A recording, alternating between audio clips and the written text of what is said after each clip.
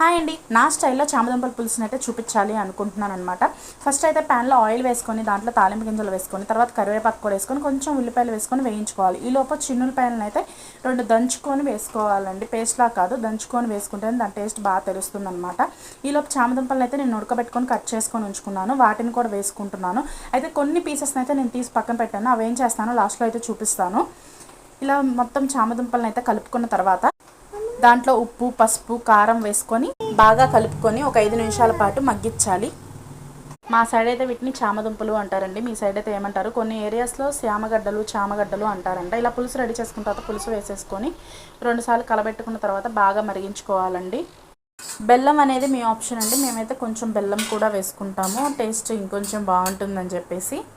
And అలానే మనం ఇందాక తీసి పెట్టుకున్నాం కదండి చామదుంపల ముక్కలు, వాటిని అయితే ఒక గిన్నెలోకి తీసుకొని మెత్తగా నలుపుకొని మరుగుతున్న పులుసుని అయితే దానిలో వేస్తే ఒక థిక్ పేస్ట్ వస్తుంది.